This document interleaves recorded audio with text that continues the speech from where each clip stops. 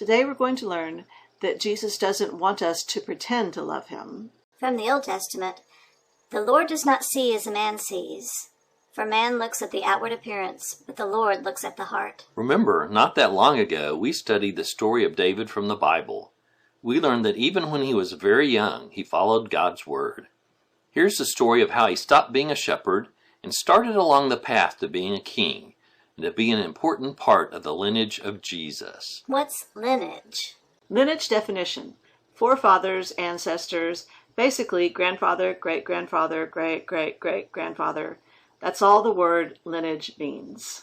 Here's the story of how God chose David. The Lord said to Samuel, "How long will you feel sorry for Saul? I have rejected him as king of Israel. Fill your horn with oil and go to Bethlehem. I am sending you to Jesse, who lives in Bethlehem, because I have chosen one of his sons to be the new king." When Jesse and his sons arrived, Samuel saw Eliab and thought, "Surely this is the man who the Lord has chosen."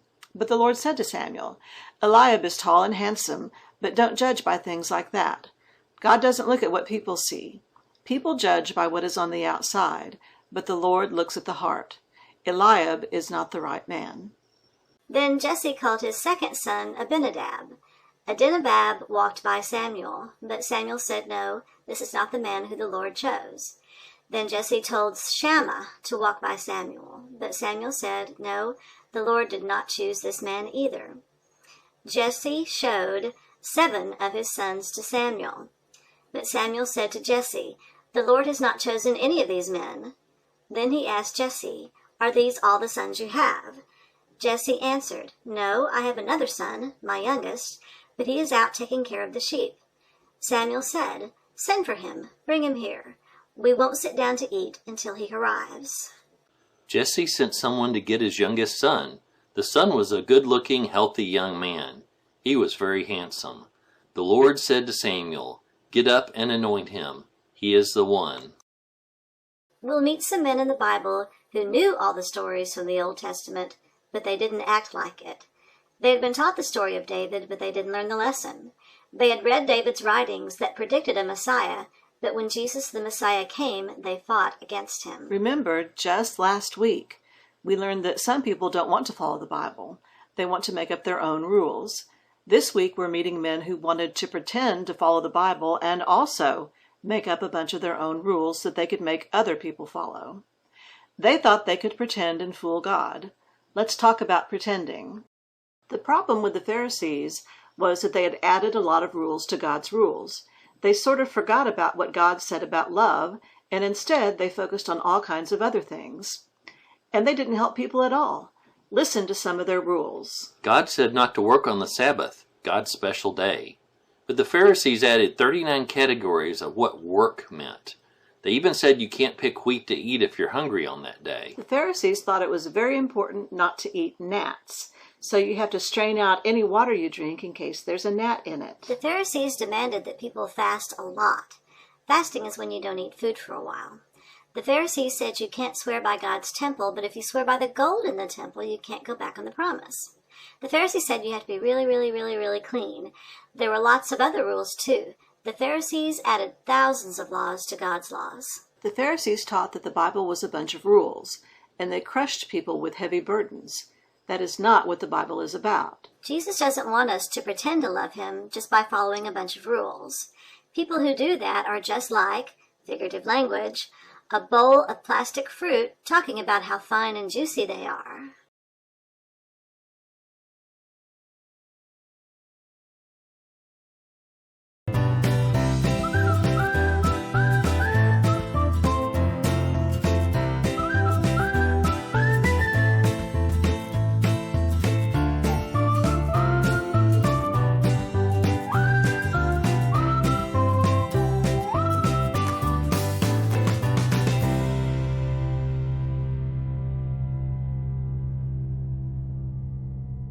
Hello, everyone. Thank you all for coming. I have a very important announcement. I have decided that I am the most important fruit. Therefore, you must all listen to me. Mr. Pineapple, why are you the most important? What a great question, little one. As you can see, I am taller than all the other fruit. I also have this crown thingy on my head. Therefore, I am the most important. No fruit is more important than me. You must all try to grow crowns and be bigger. But look how bright I am. Real fruit are brightly colored. You're mostly brown, Pineapple. No. You have it all wrong. To be a real fruit, you have to taste sweet. Apples taste sweet. Lemons are sour.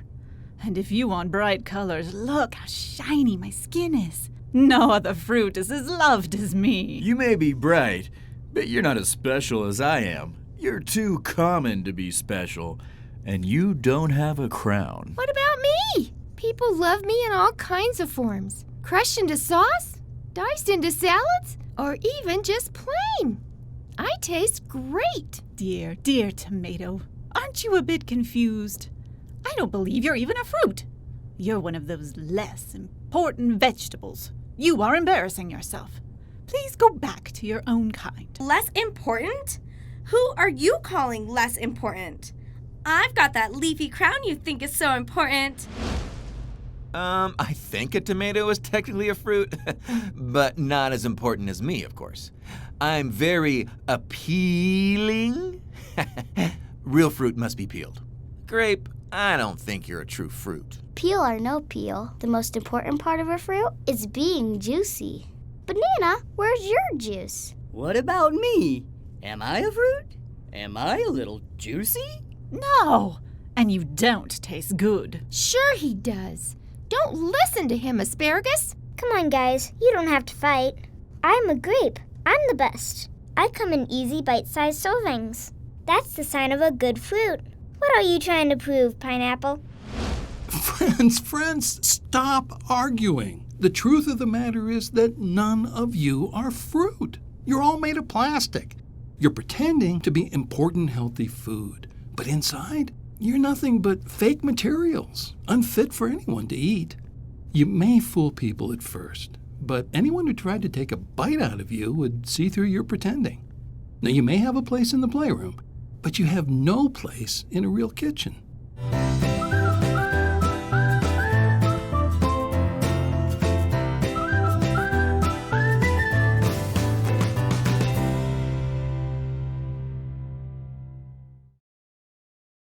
Remember when we studied David in Psalm 23, we talked a bit about how David used figurative language, examples from nature that helped us understand and helped us remember. Jesus uses figurative language when talking about how awful these Pharisees are. Ye blind guides, which strain at a gnat and swallow a camel. Okay, true story. When I was a kid, I decided to pretend my dog was a seeing eye dog when I was taking her for a walk. Luckily, all that happened was that I ran into a telephone pole that she was sniffing at. But that's another way to explain what Jesus means when he says blind guides. Someone who says he'll show you the way when he himself has no idea what's going on. Strain at a gnat? A gnat is a very tiny bug. Jesus is saying that these Pharisees are like someone who has a hard time trying to swallow a tiny bug, but easily swallows a whole camel. Jesus doesn't want us to pretend to love him, but that's what the Pharisees were doing. Jesus even told them that they looked good and important on the outside, but were filthy on the inside. In those days and in these days, this kind of person would be called a hypocrite. They say one thing and do another thing. Hypocrite. Phony, fraud, fake. I don't need the definition for this one. At some point in your life, you will meet people who say they don't believe in God, or that they do believe in God, but that they don't bother going to church because everyone there is a hypocrite. This is usually because someone who called themselves a Christian once did something to them they didn't like. But now we know that we can tell them. Do you know who hated religious hypocrites more than anybody else? Jesus of Nazareth. Boy, did he say some terrible things right to their faces. Matthew 23, pretty much the whole chapter, is Jesus telling religious hypocrites how very much he disapproves of them. Here's good friends of ours with a guest segment on religious hypocrites.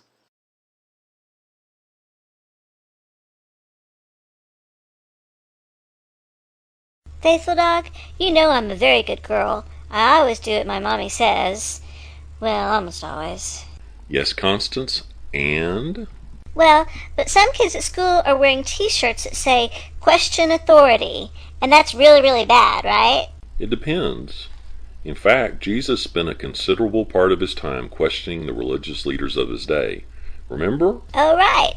I never thought of it that way. Those old Pharisees and Sadducees. Yes.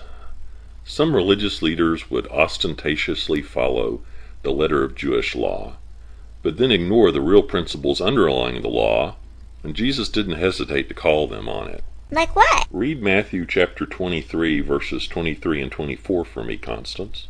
Woe unto you, scribes and Pharisees, hypocrites! For you pay tithe of mint and anise and cumin, and have omitted the weightier matters of the law, judgment, mercy, and faith. These ought ye to have done, and not to leave the other undone. Jesus is talking about the Jewish practice of tithing, giving 10% of everything they have to God. These so-called religious folk would even tithe the herbs in their garden, but they were living their lives as jerks, looks like. So it would have been a good thing to question their authority. But often what people who wear those t-shirts mean by it is, do the opposite of what people in authority tell you to do.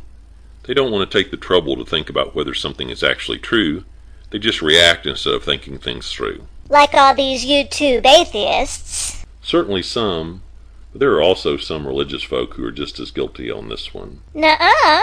Yes, there are Christians who just blandly accept whatever the preacher or priest says, or whatever seems to vaguely sound right, without researching or thinking on their own or reading the Bible. And do you know what God says about those kind of lukewarm Christians? Yes, but say it anyway. Revelations chapter 3, verses 15 and 16. I know thy works, that thou art neither cold nor hot. I would thou wert cold or hot. So then, because thou art lukewarm, and neither cold nor hot, I will spew thee out of my mouth. It's cool, because it means when Christians are just lukewarm, God just wants to throw up. A life worth living is a life spent searching for the real truth and making the hard choices required by the real truth. Amen.